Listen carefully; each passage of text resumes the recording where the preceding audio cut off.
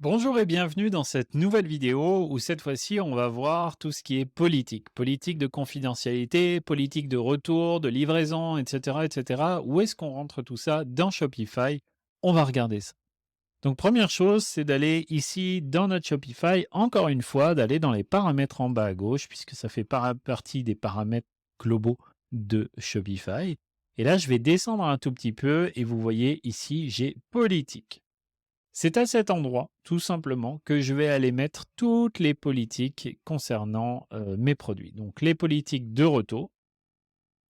Vous pouvez rédiger ici les choses, les politiques de confidentialité, les politiques d'utilisation du site, politiques d'expédition et vos coordonnées.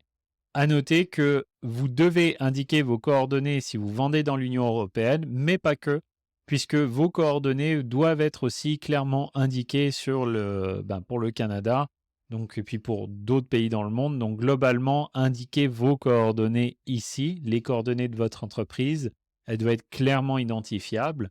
Les politiques d'expédition aussi, les conditions d'utilisation, confidentialité. Attention, ce n'est pas le but de cette vidéo, mais dans les politiques de confidentialité, on a aussi tout ce qui est loi 25 au Québec ou alors le RGPD. Donc, qu'est-ce que vous faites avec les documents personnels ou avec les informations personnelles des gens que vous récoltez? Vous allez l'indiquer ici. À noter que vous pouvez ici, vous voyez, créer à partir d'un modèle. Shopify vous permet automatiquement de générer un modèle. Donc là, il est en anglais. Donc on va aller le traduire puisqu'il faut qu'il soit en français. Si votre site est en français, votre modèle doit être en français. C'est très important, mais en plus de le traduire, vous devez aussi remplir, là, vous voyez, là, la date, vous devez le remplir. En fait, vous devez le générer et le remplir.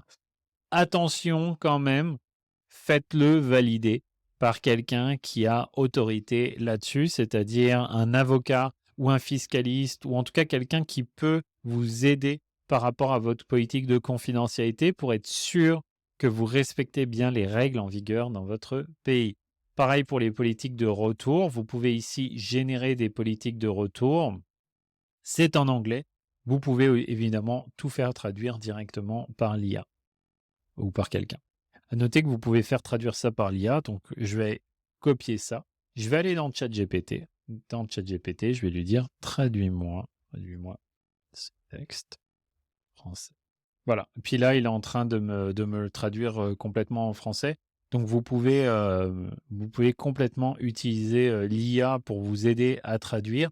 Encore une fois, ça reste quand même légalement des documents qui peuvent vous impliquer. Donc vous devez vous assurer que légalement tout est correct par rapport à votre entreprise.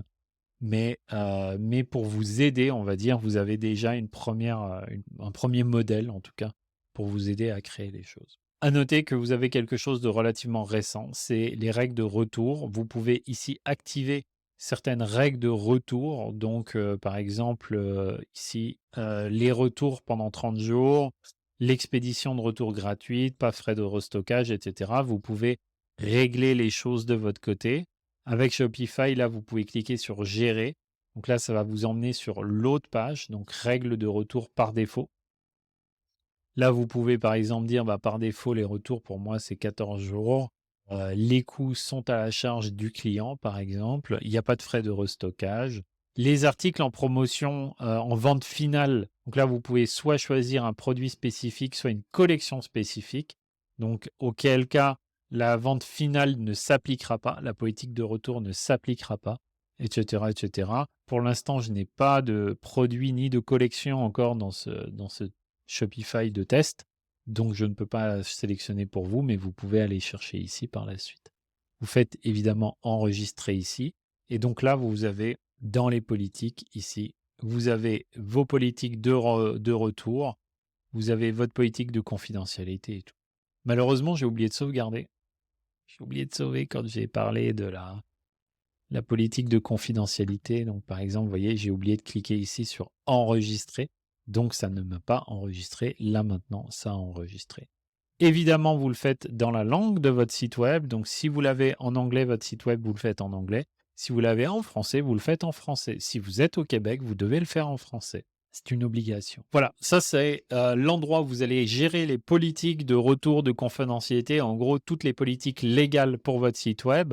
On verra plus tard quand on construira les pages comment est-ce qu'on peut les faire s'afficher, mais c'est ici qu'elles doivent être inscrites dans Shopify. Merci beaucoup, j'espère que cette vidéo vous a plu et puis on se retrouve très vite pour la prochaine. Bye bye.